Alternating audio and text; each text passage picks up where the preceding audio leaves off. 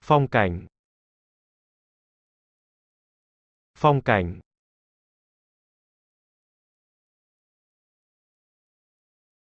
Một ngôi làng.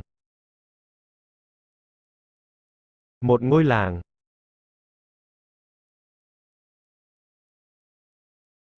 Đường làng. Đường làng.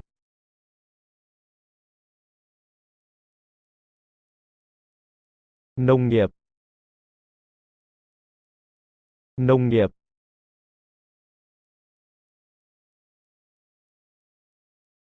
Vịnh.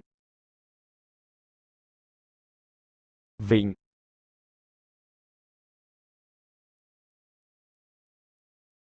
Con đò. Con đò.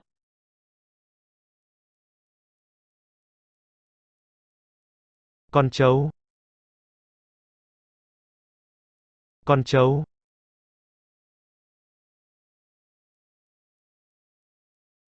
Kênh, mương. Kênh, mương.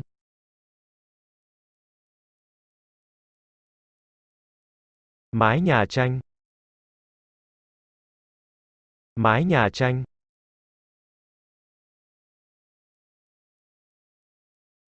Sa mạc. Sa mạc.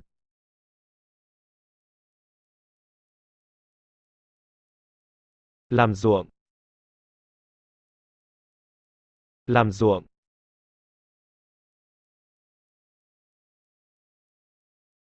Cánh đồng. Cánh đồng.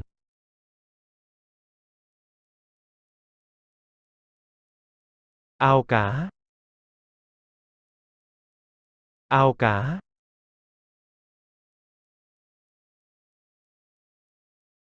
Trò chơi dân gian.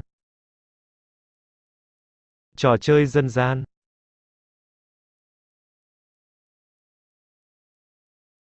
Rừng. Rừng.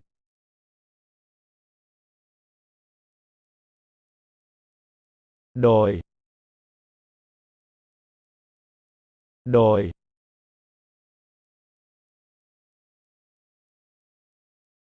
Đường chân trời. Đường chân trời.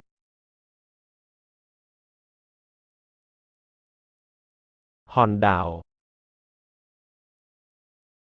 Hòn đảo.